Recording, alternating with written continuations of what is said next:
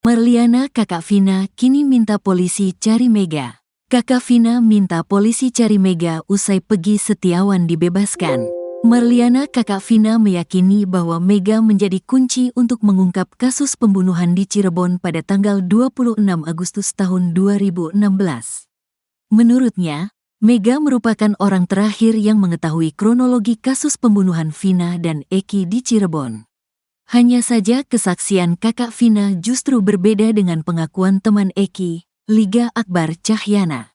Kakak Vina bercerita, adiknya dijemput wanita bernama Mega malam hari. Adik saya itu keluar dari rumah seingatnya saya ya, selesai azan Isya, kata Marliana. Menurutnya Vina dijemput wanita bernama Mega dan satu wanita lain. Dia itu datang ke sini sama temannya minta uang. Saya tanya tuh temannya siapa? Dia cuma bilang Mega, karena yang turut cuma satu orang, kata Marliana. Karena kondisi penerangan yang minim, Marliana tak bisa mengenali wajah wanita yang menjemput Vina. Cuman kan sudah agak gelap. Abis Isya sih, rumah saya kan masuk gang, jadi gak begitu jelas muka temannya itu. Adik saya cuma bilang namanya Mega, kata Marliana. Pada Marliana, Vina mengaku berencana bertemu Eki. Saya bilang, kamu malam minggu mau keluar, kan katanya Eki di Majalengka, ini juga mau ketemuan, kata Marliana menirukan jawaban Vina. Marliana merinci ciri-ciri Mega bertubuh gemuk, sedangkan wanita satunya lagi bertubuh kurus. Satu orang nunggu di motor, Mega sedikit gemuk, satunya lagi kurus, kayak sayalah badannya, kata Marliana. Marliana menerangkan Mega tak pernah diperiksa polisi atau dihadirkan dalam sidang kasus pembunuhan Vina dan Eki. Gak sih, saya juga belum tahu orang mananya, kata Marliana. Marliana kini berharap setelah Peggy Setiawan bebas, polisi mencari Mega. Pengennya saya sih cari ya, karena keluar dari rumah kan sama Mega, kemananya kan berarti dia yang tahu, kata Marliana. Sedangkan kesaksian Marliana kakak Vina justru berbeda dengan Liga Akbar Cahyana teman Eki. Liga Akbar Cahyana bercerita berangkat dengan Eki dari Majalengka pukul 15 waktu Indonesia Barat menggunakan dua motor. Sampai di warung depan SMA 4 Cirebon pukul 15.30 waktu Indonesia Barat. Majalengka jam 15, sampai pukul 15.30 di SMA 4. Ada B, T, L, kata Liga Akbar Cahyana. Lalu pukul 16.30 waktu Indonesia Barat, Eki pamit pergi menjemput Vina. Pamit jemput Vina jam 16.30 atau pukul 17 saya lupa, kata Liga Akbar Cahyana. Nah disinilah perbedaan kesaksian Marliana dengan Liga Akbar Cahyana. Marliana menyebut Vina pergi dari rumah selepas Isya. Namun menurut Liga Akbar Cahyana, Eki dan Vina datang ke warung depan SMA 4 Cirebon setelah maghrib. Setelah maghrib Eki balik lagi dengan Vina. Minta rokok, ngopi sebentar terus diizin rapat koordinasi di Bunga Arumsari, kata Liga Akbar Cahyana. Teman Liga Akbar bakal diperiksa. Polda Jabar diminta tetap mencari Peggy Perong usai Peggy Setiawan dibebaskan hakim sidang pra-peradilan. Peggy Setiawan dinyatakan sebagai korban salah tangkap setelah dituduh sebagai DPO kasus Vina, Peggy Perong. Hakim Eman Sulaiman memutuskan bahwa penetapan tersangka terhadap Peggy Setiawan tidak sah. Peggy Setiawan terbukti tidak memiliki nama panggilan Perong. Pegot bukan Pegong, kata Rudi Irawan, ayah Peggy Setiawan. Bukan Peggy Perong, tambahnya. Kabid Hukum Polda Jabar Kombes Nur Hadi Handayani mengatakan masih harus melakukan koordinasi dengan penyidik soal langkah pencarian Peggy Perong yang sebenarnya. Nanti kita akan koordinasi dengan penyidik, nanti penyidik yang akan itulah, kata Kombes Nur Hadi Handayani. Kombes Nur Hadi Handayani belum bisa memutuskan langkah selanjutnya untuk mengungkap kebenaran atas kasus Vina Cirebon. Perlu diingatkan kembali berdasar hasil putusan sidang, Hakim menetapkan 3 DPO kasus Vina. Mereka adalah Peggy alias Perong, Andi dan Dani. Saat menetapkan Peggy Setiawan sebagai tersangka, Polda Jabar memutuskan bahwa 2 DPO lainnya adalah fiktif. Nanti kita bicarakan dengan penyidik langkah-langkah selanjutnya, kata Kombes Nur Hadi Handayani. Meski sudah dinyatakan salah tangkap, Polda Jabar justru tak akan memberi kompensasi atau ganti rugi pada Peggy Setiawan.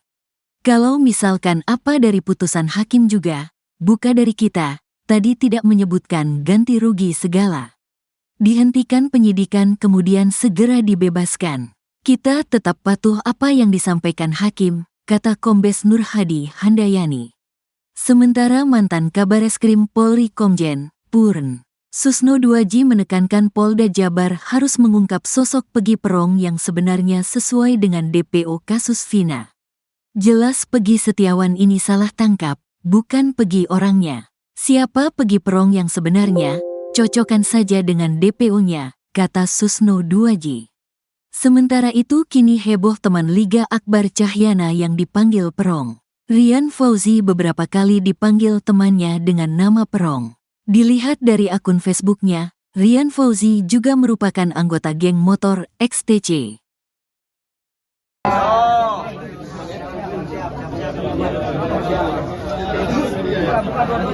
Jangan maju.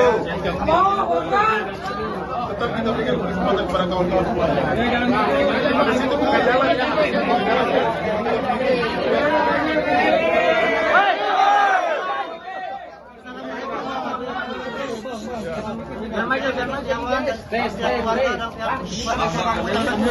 Terima kasih banyak pada seluruh masyarakat Indonesia. Bang, kamera bang.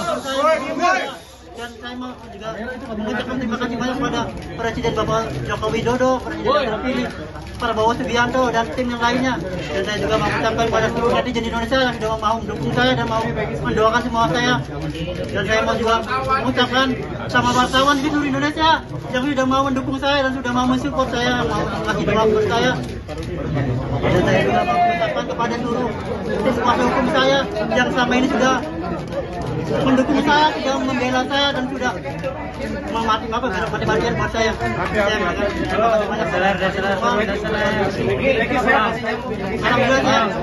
kasih banyak. Alhamdulillah saya sehat. Sehat ya? Terima kasih banyak. Di sini seperti biasa, seperti ya ibadah paling terus sehari-hari paling tidur, makan tidur aja. Makan tidur. Ini ngomong apa tadi ke ibu? Ibu terima kasih banyak karena atas doa-doa beliau, saya jadi Allah mengabulkan semua doa-doa saya dan ya terima kasih banyak sudah bisa diungkap dengan kata-kata. Saya sangat bahagia. Semoga takdir kebenaran ini bisa terungkap. Amin. Fakta baru kasus Vina Cirebon yang terjadi tahun 2016 lalu dibeberkan oleh sang kakak kandung, Marliana, 33. Kakak kandung Vina ini mengungkap bahwa hanya ada satu chat yang tersisa di dalam handphone atau HP milik Vina. Ponsel itu, kata Marliana, diambil dari Polsek Talun 3 hari setelah kematian adiknya. Marliana mengungkapkan hal ini saat diwawancarai media, Rabu, 10 Juli 2024. Menurut Marliana, HP tersebut awalnya terkunci layar dan tidak bisa dibuka. Setelah berhasil membuka HP Vina, Marliana menemukan bahwa kontak yang ada di dalamnya hanya kontak keluarga.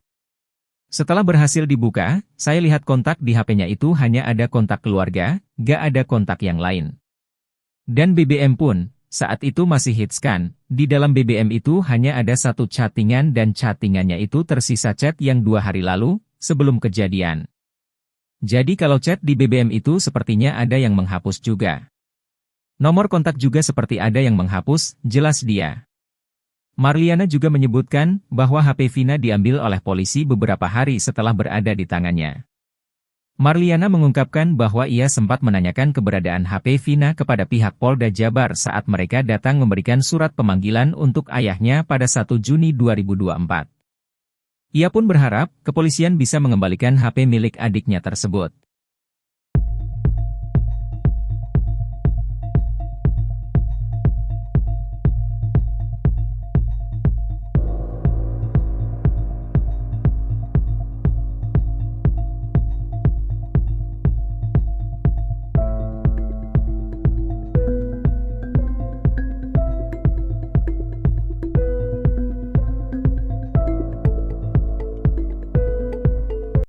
Setelah Peggy Setiawan resmi bebas, 2 nama Peggy lainnya kini disebut terkait dengan kasus pembunuhan Vina Cirebon dan Eki yang terjadi 8 tahun lalu.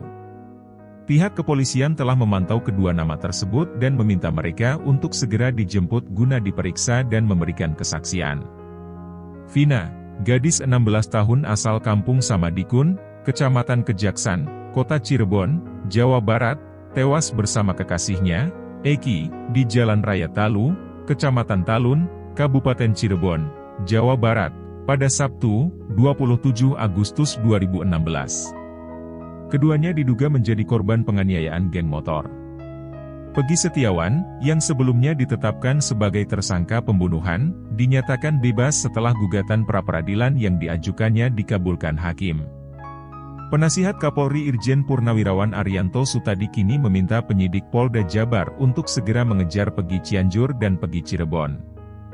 Hal ini dilakukan setelah pra-peradilan Peggy Setiawan dikabulkan oleh Hakim PN Bandung, Eman Sulaiman.